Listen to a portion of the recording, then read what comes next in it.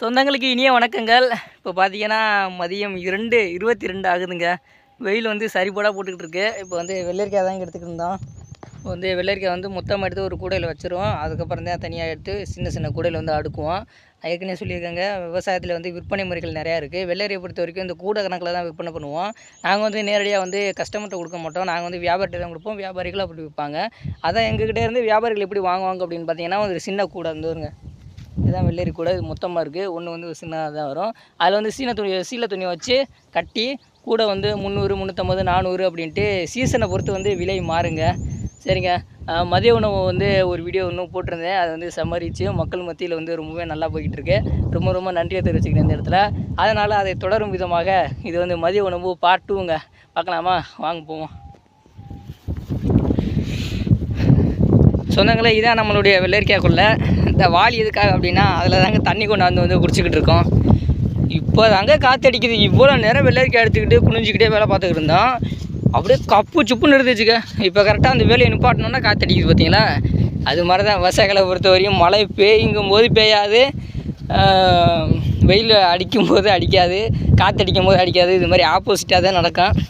அது என்னமோ எதுன்னு தெரியலை. சரிங்க, இதுதான் வாய்க்கால் வந்து நடந்து போய்கிட்டு இருக்கான். போயிட்டு ஒரு வெட்டுறோம் இன்றைக்கி. ஏடாண்ணே வெட்டிடலாமா?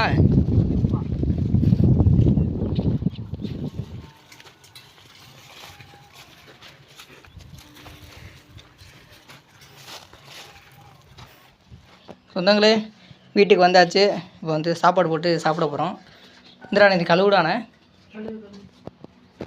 இந்தா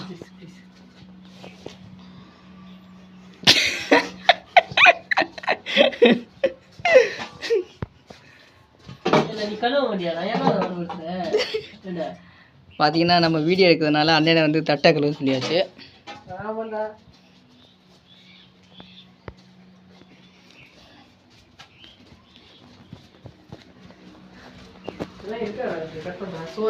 சோறு எங்கே இருக்கு?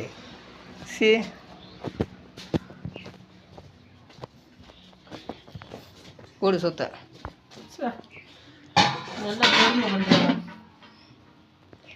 பார்த்தீங்கன்னா அண்ணனை வந்து கொடுமை பண்ண போகிறாங்க இன்றைக்கி.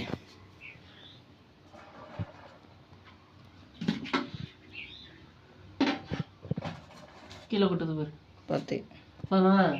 போதும். உணவு போட்டுக்க.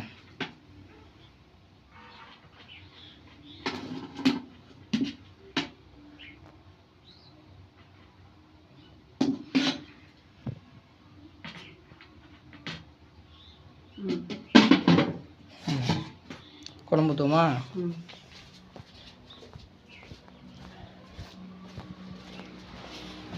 பார்த்தீங்கன்னா நம்ம வந்து காலையில் ஒரு வீடியோ போட்டிருப்போம். அன்றைக்கி வந்து நாத்தாங்குளி முத்துமாரியம்மன் கோவிலுக்கு வந்து சாமி கும்பிட்டவங்க.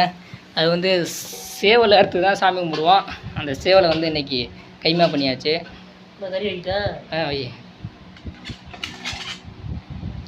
அதுவும் நாட்டுக்கோழி.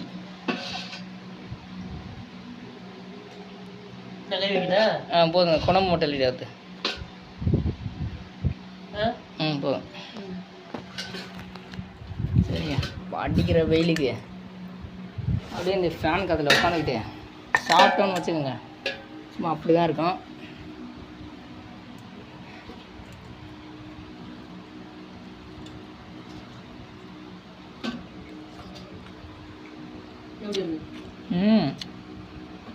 சூப்பராக இருக்கும். ஆனால் இந்த அரிசி மட்டும் கடைசி வரை வேகவே விட மாட்டேங்க. நானே ஏன்னா இப்படி பண்ணுறீங்க? வேறையாக இருக்குங்க. இது பரவாயில்ல.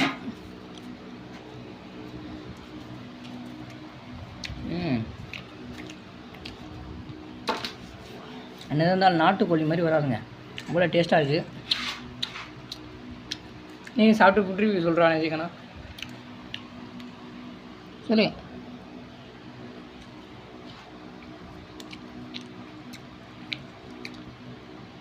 சாப்பிட்டியா? எப்படி இருக்கு? என்ன நல்லா சொல்லு.